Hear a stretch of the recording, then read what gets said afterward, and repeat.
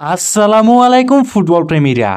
নতুন অধ্যায়ে পা রাখতে যাচ্ছে কোপা আমেরিকা। প্রথমবারের মতো নারী রেফারি দেখা যাবে এবারের কোপা আমেরিকায়।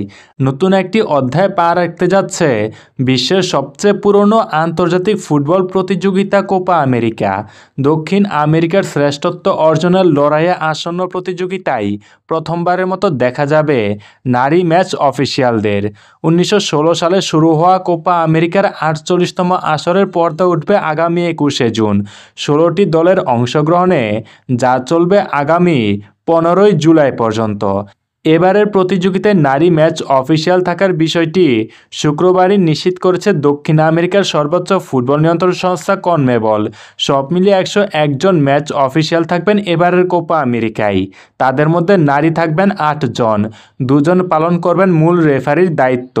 তারা হলেন ব্রাজিলের এদিনা এবং যুক্তরাষ্ট্রের মারিনা।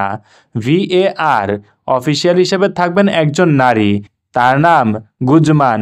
বাকি 5 জনকে দেখা যাবে সহকারী রেফারির ভূমিকায়।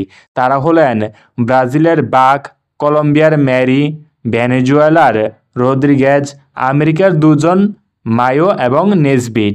এ বিবৃতিতে কনমেবল জানিয়েছে, 2016 সাল থেকে কনমেবলের গৃহীত গুরুত্বপূর্ণ প্রতিশ্রুতিগুলোর মধ্যে একটি হচ্ছে এটি।